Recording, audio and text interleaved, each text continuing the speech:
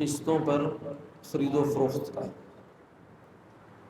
لوگ مختلف سامان، چیزیں، الیکٹرانکس کی چیزیں، فرنیچر، گاڑی واڑی یہ قسطوں پر خریدتے ہیں، تو یہ جائز ہے یا ناجائز ہے؟ تو اس میں دو باتیں آپ موٹی موٹی ذہن میں رکھیں۔ جو قسطوں کے مسئلے میں دو بنیادی چیزیں ہیں جن کو ذہن میں رکھنا ضروری ہے، یعنی اگر ان کا خیال رکھا جائے تو قسطوں پر خرید و فروخت جائز ہے۔ اگر ان دو چیزوں کا خیال نہیں رکھا تو پھر ناجائز ہو جائے گی۔ اب وہ دو چیزیں کیا ہیں؟ سب سے پہلی بات یہ ہے کہ جب قسطوں کا معاملہ ہوتا ہے، کیونکہ ادھار پر یہ چیز بیچی جاتی ہے، تو جو نقد کی قیمت ہوتی ہے وہ عموماً کم ہوتی ہے اور ادھار کی قیمت زیادہ ہوتی ہے، تو نقد اور ادھار کی قیمت میں فرق ہوتا ہے۔ کچھ لوگ یہ سمجھتے ہیں کہ نقد قیمت کچھ اور رکھنا، ادھار قیمت کچھ اور رکھنا، یہ غلط ہے۔ کچھ لوگ تو قسطوں کے کاروبار کو یا قسطوں کے معاملے کو یہیں سے اس پر کراس کر دیتے ہیں، جبکہ بات ٹھیک نہیں ہے، اس میں کوئی خرابی نہیں ہے۔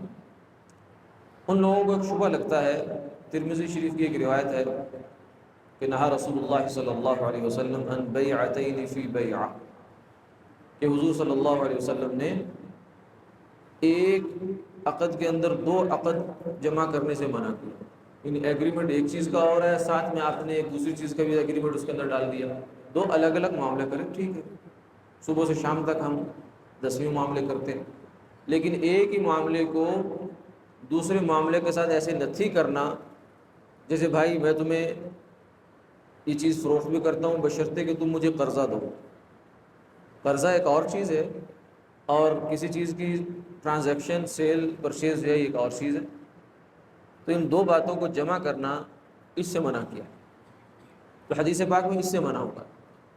قسطوں کے معاملے میں اگر دکاندار گاہک کو یہ آفر کرتا ہے کہ بھائی یہ چیز نقد میں اتنے کی ہے، ادھار میں اتنے کی ہے، تو اس آفر کے کرنے میں کوئی خرابی نہیں، یہ کوئی سود نہیں ہے، بشرطے کہ جو اگلی بات ہے جس کا خیال رکھنا ہے وہ یہ ہے کہ اس مجلس کے ختم ہونے سے پہلے یعنی جو آپ کی ٹرانزیکشن کلوز ہوگی، یہ ایگریمنٹ آپ کا کمپلیٹ ہوگا، اس سے پہلے آپ کو کسی ایک چیز کو ڈیسائیڈ کرنا ہے کہ یہ میں نقد پہ خرید رہا ہوں یا ادھار پہ خرید رہا ہوں، کوئی ایک چیز ڈیسائیڈ کرنی پڑے۔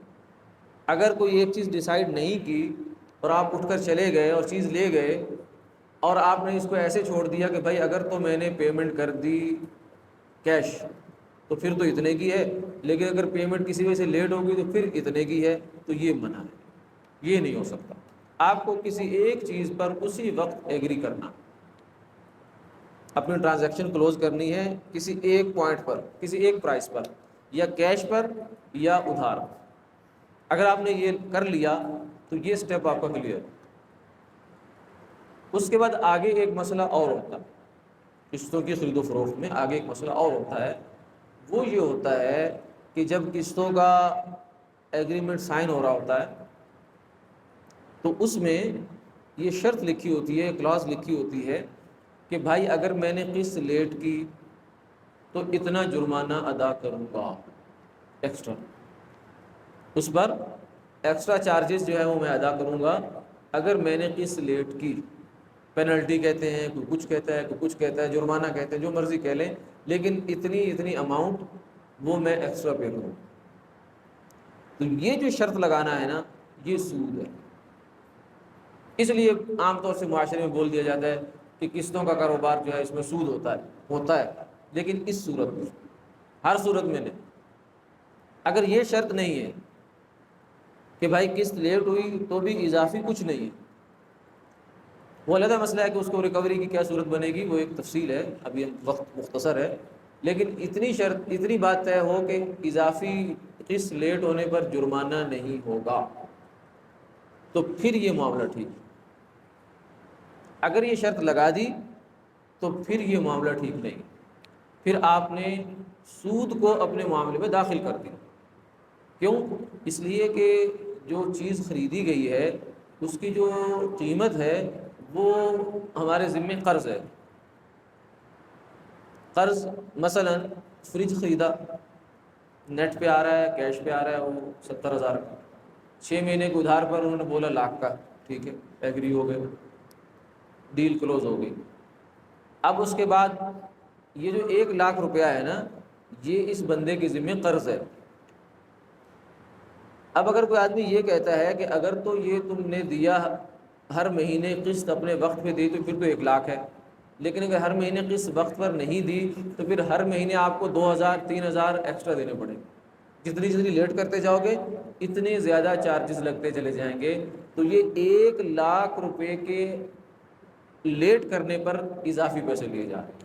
یہ فریج کی قیمت نہیں ہے. فریج کی قیمت جو 1,00,000 روپیہ تھی وہ ایک دفعہ ہو چکی ہے. فریج کی قیمت اب بار بار ویری نہیں کر رہی. یہ اضافی جرمانہ ہے، جرمانہ ہے جو کہ سود ہے. تو یہ سود لینا جائز نہیں ہے، نہ لینا جائز ہے نہ دینا جائز ہے، کیونکہ سود نہ لینا جائز ہے نہ دینا جائز ہے. حضور نے فرمایا لعن اللہ الربا، اللہ کی لعنت ہو سود پر، سود کے معاملے پر، سود کے پیسے پر، سود کے عقد پر، سود کے ایگریمنٹ پر اللہ کی لعنت. آکلہ، پھر اتنے پر نہیں اکتفا کیا، بس نہیں کیا، فرمایا آکلہ، سود خور، جو سود دوسرے سے لیتا ہے اور کھاتا ہے اس پر بھی لعنت. وموکلہ، جو اس کو کھلاتا ہے دیتا ہے اس پر بھی لعنت. وکاتبہ، جو اس ایگریمنٹ کو لکھتا ہے، سودی ایگریمنٹ کو جو لکھتا ہے، صرف اکاؤنٹنٹ ہے یا اس کا جو ہے وہ اسٹامپ نویس ہے، وثیقہ نویس ہے، ٹرانزیکشن یا سودی معاملے کو اس نے ڈاکومنٹ کیا ہے، اس پر بھی لعنت. وشاہدیہ، جو 2 شخص اس میں گواہ بنے ہیں ان پر بھی اللہ کی لعنت. سود بہت خطرناک چیز ہے، یعنی اتنی سخت وعید کسی گناہ پر نہیں ہے جتنی سود پر ہے. ایک وعید تو قرآن میں ہے کہ جو آدمی سود نہیں چھوڑتا فَأَذَنُوا بِحَرْبٍ مِّنَ اللَّهِ وَرَسُولِهِ، اللہ اور اس کے رسول کا اس کے ساتھ اعلان جنگ ہے. اور ایک وعید حدیث میں ہے، وہ ایسی وعید ہے کہ زبان پر لائی نہیں جاتی، کہ سود کا 1 ذرہ، 1 درہم، 1 روپیہ یہ اپنے محرم کے ساتھ زنا کے برابر ہے. اتنی بڑی وعید. تو سود کا معاملہ اس میں داخل ہو جائے گا اگر یہ شرط لگائی ہے تو. اچھا جی، اب کچھ لوگ یہ کہتے ہیں کہ ہم قسط لیٹ نہیں کریں گے، ہم قسط لیٹ نہیں ہونے دیں گے، ہم پوری شورٹی ہے اس بات کی، ہم قسط لیٹ نہیں ہونے دیں گے. ٹھیک ہے، نہ ہونے دیں، لیکن قسط لیٹ نہ ہو، لیکن آپ نے اس ڈاکومنٹ پر سائن کر کے سود کی کنڈیشنل پیمنٹ پر سائن کر دیے ہیں کہ بالفرض اگر میں لیٹ ہو گیا تو میں سود پے کروں گا. تو ایک مسلمان کے لیے، مسلمان ہوتے ہوئے، سود کی مشروط ادائیگی پر آمادگی کرنے کی بھی اجازت نہیں. سود اتنا بڑا ہوگا تو یہ شرط بھی نہیں، اسے کو یہ کاٹو، وہ کہ جی ویسے لکھی ہوگا، ویسے لکھی نہیں، اس کو کاٹ، اس میں قلم پھر میں سائن کروں گا. جب تک یہ سود کی شرط لگی ہوئی اس وقت تک سائن نہیں کرتا. اسی سے ایک اور مسئلہ بھی نکلا ہے. یہ جو مسئلہ ہے کہ سود کی پیمنٹ کی آپ مشروط آمادگی، کنڈیشنل جو ہے وہ پیمنٹ ہے، اسی سے آپ کا کریڈٹ کارڈ کا مسئلہ بھی نکلتا ہے. کریڈٹ کارڈ میں 40 دن تک اگر پیمنٹ کر دیں تو کوئی ایکسٹرا چارجز نہیں ہوتے.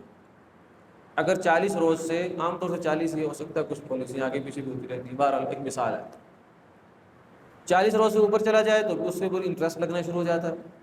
اب کچھ لوگ کہتے ہیں جی ہم نے کریڈٹ کارڈ تو بنوایا ہے مگر ہم 40 روز سے اوپر جانے نہیں دیتے.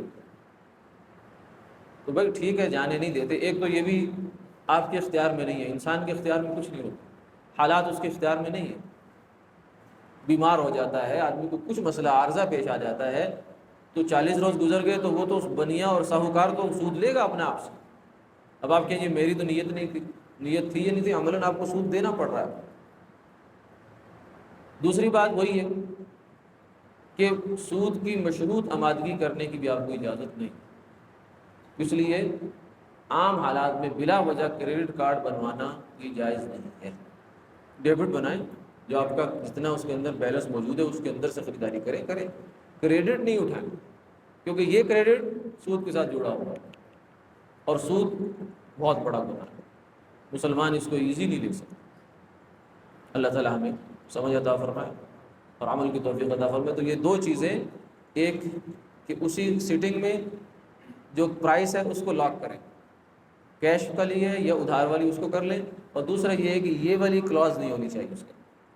جو لوگ قسطوں کے کام کر رہے ہیں ان کو بھی اس کو سوچنا چاہیے، اور جو قسطوں پہ چیزیں خریدتے ہیں ان کو